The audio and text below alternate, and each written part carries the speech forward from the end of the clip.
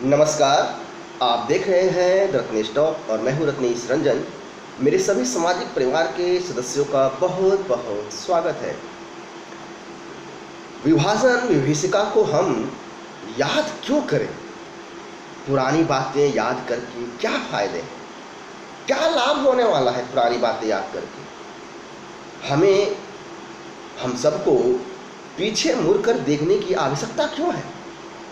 आखिरकार मोदी जी ने क्यों कहा कि विभाजन विभीषिका 14 अगस्त को हम याद करें? इसके क्या मायने हैं? आखिर मोदी जी देश के नागरिकों से और देश के युवाओं से क्या कहना चाहते हैं? आइए इस पर एक संक्षिप्त विश्लेषण, एक सूक्ष्म विश्लेषण आपके सामने मैं रखूं।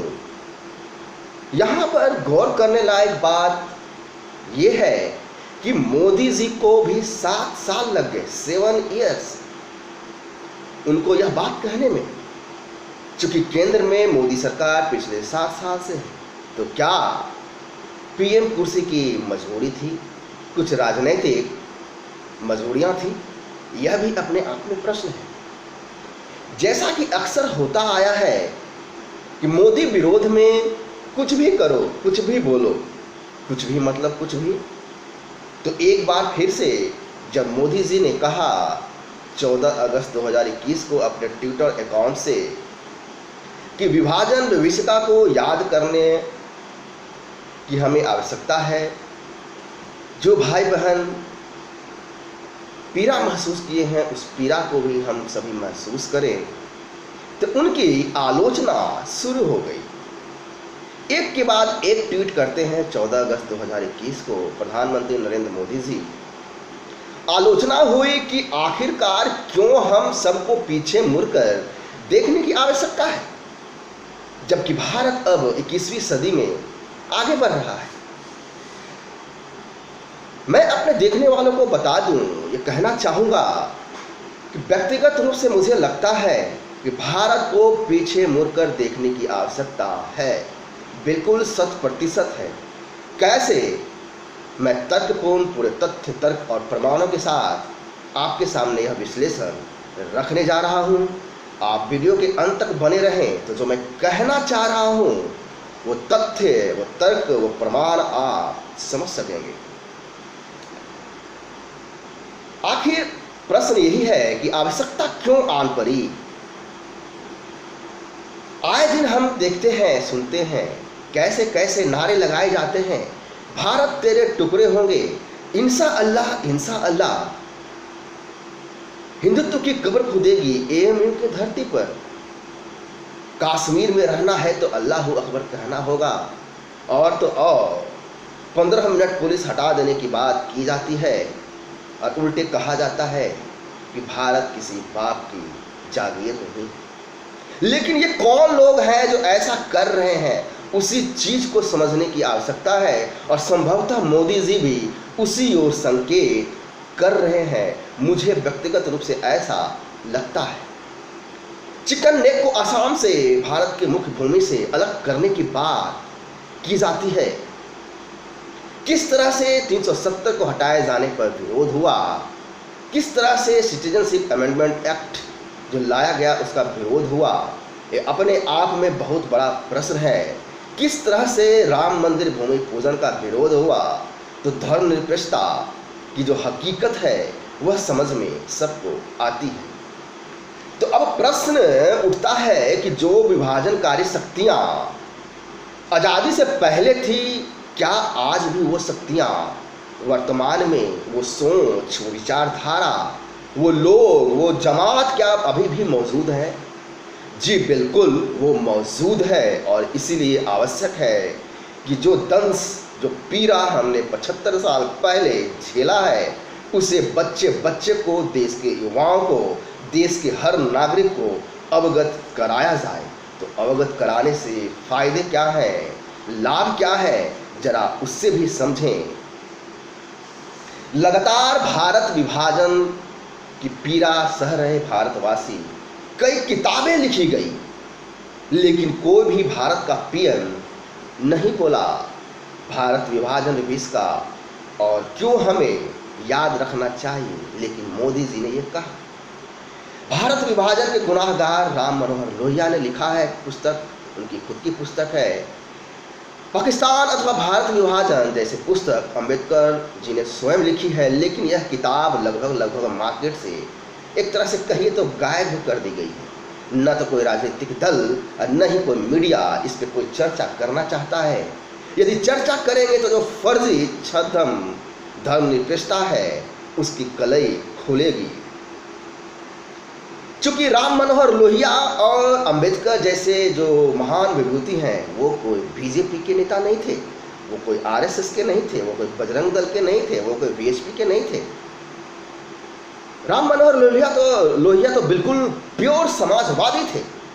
अंबेडकर जी प्योर कांग्रेसी थे।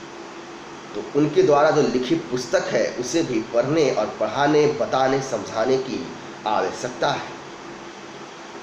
जिन्ना ने कहा था कि हिंदू मुस्लिम दो अलग अलग कौम है, ये दोनों एक साथ नहीं रह सकते हैं।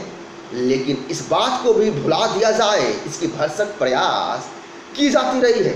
क्यों नहीं बताया जाता है कि मोदी जी के द्वारा जो बातें कही गई कि विभाजन विभीषिका को हमें याद करने की आवश्यकता है, तो वह किस संदर्भ में है।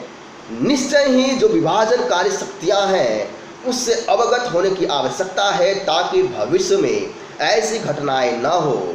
ऐसा न किया जाए कि धर्मनिरपेक्षता के नाम पर हम चादर ओढ़े रहें और भाईचारा में अक्सर जिस तरह से हिंदू चारा बनता रहा है, आए दिन आपको देखते हैं, सुनते हैं। इस पे ज़्यादा बोलने की आवश्यकता नहीं है।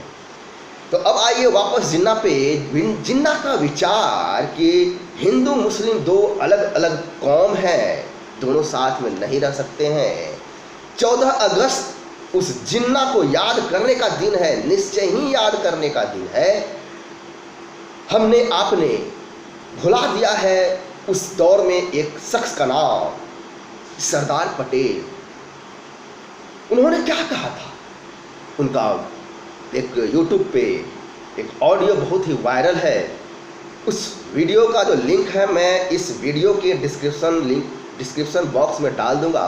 आप देखिएगा कि स्वयं सरदार पटेल की आवाज़ में वो क्या कह रहे हैं तथाकथित ये जो मुस्लिम भाईचारा है उसके संदर्भ में। यदि वो मैं वीडियो अभी दिखाने लगूं तो थोड़ा वीडियो जो मैं बना रहा हूँ, विश्लेषण कर रहा हूँ, थोड़ा लंबा हो जाएगा। तो मैं इसका लिंक इस वीडियो के डिस्क्रिप्शन बॉक्स में डाल दूंगा। साथ ही साथ मोदी जी ने जो ट्वीट किया है आप सभी ने देखा होगा, उस ट्वीट का लिंक भी मैं इस वीडियो के डिस्क्रिप्शन लिंक में अवश्य डाल दूंगा।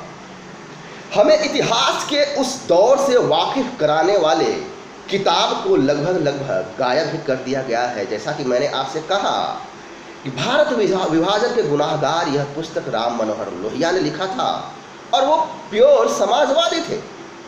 दरअसल मोदी ने चोट वहां मारा है, हथौड़ा वहां चलाया है जहां बहुत पहले हथौड़ा चला दिया जाना चाहिए था। जिसने पाकिस्तान की मांग की वो पाकिस्तान नहीं हो पाए, पाकिस्तानी नहीं बन पाए। जिन्होंने पाकिस्तान की मांग की वो भारत में ही रह गए। जिन्होंने पाकिस्तान की मांग नहीं की उनको एक भूखंड काट कर अलग दे दिया गया। यह भी हमें, आपको, हम सबको, हम युवाओं को, हर एक नागरिक को समझने की आवश्यकता है। जिसने पाकिस्तान मांगा वो हिंदुस्तानी हो गए। आजम खां ओवैसी जैसे लोग कहते हैं उसके बाप दादा ने हिंदुस्तान में रहने का फैसला किया। तब फिर हम सबको समझने की ज़रूरत है, आवश्यकता है कि इतिहास के कौन से तथ्य को छिपाया गया है और क्यों छिपाया गया है।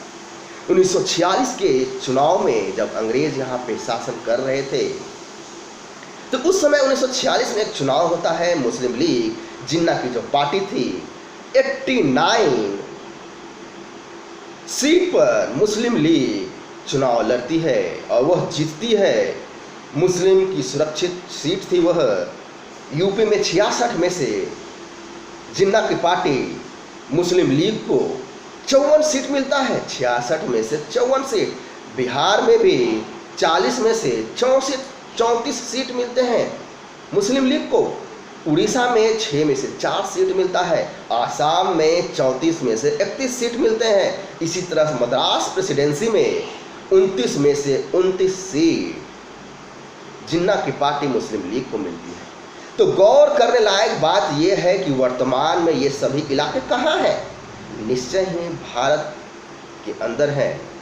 इसका मतलब ये हुआ कि जिन लोगों ने पाकिस्तान की मांग की वो भारत में ही रह गए। इसलिए सरदार पटेल जी भी शंका व्यक्त कर रहे हैं।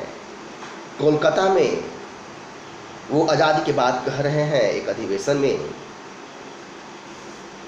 पटेल जी ने कहा कि रातों रात ऐसा क्या हुआ कि मुसलमानों का हृदय परिवर्तन हो गया, एकाएक राष्ट्रभक्त कैसे हो गए जो डायरेक्ट एक्शन डे का सपोर्ट कर रहे थे, लेकिन सरदार पटेल को ही गायब कर दिया गया। यह भी हमें समझना पड़ेगा।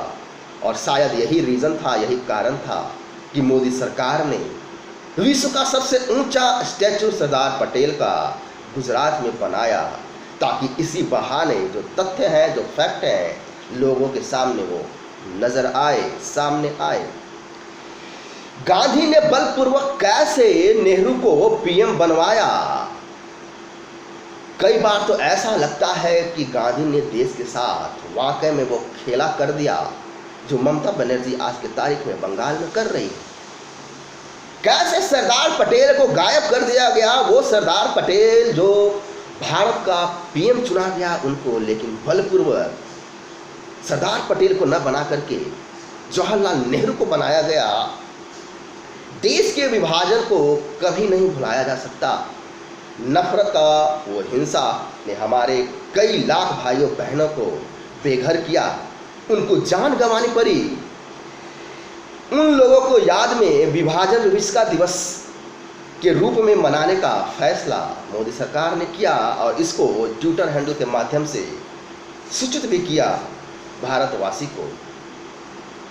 आखिरकार यह भी समझने लायक बात यह है, आप गौर करें कि क्यों नेहरू ने ऐसा कानून बनाया कि अल्पसंख्यक, आखिरकार नेहरू ने ऐसा कानून क्यों बनवाया कि अल्पसंख्यक को अपने धर्म की प्रचार करने की आज़ादी दी गई, लेकिन बहुसंख्यक हिंदू को, उनको एक तरह से कहिए तो बेरियों में जकड़ करके उनको रखा गया कि आप धर्म का प्रचार नहीं कर सकते। ऐसा करने से जो तथाकथित धर्मनिरपेक्षता है वह खतरे में आ रही थी। तो यह भी विचार करने योग्य बात है। आपके मंदिर पर सरकार कैसे कुंडली मारे बैठी रही सालों साल से, और अभी भी है, और मंदिरों से आने वाले पैसे का उपयोग मिशनरियों और मदरसों में होता रहा। हालांकि अभी कुछ दिनों पहले, लगभग 1 महीना पहले, हेमंता बिस्वा शर्मा असम के चीफ मिनिस्टर ने मदरसों को स्कूल में तब्दील किया, जो कि एक सराहनीय कदम है। और ऐसा ही कदम पूरे भारत में उठाए जाने की आवश्यकता है। यह वो कदम है जो मोदी जी नहीं उठा सके, ये वो कदम है जो योगी जी नहीं उठा सके।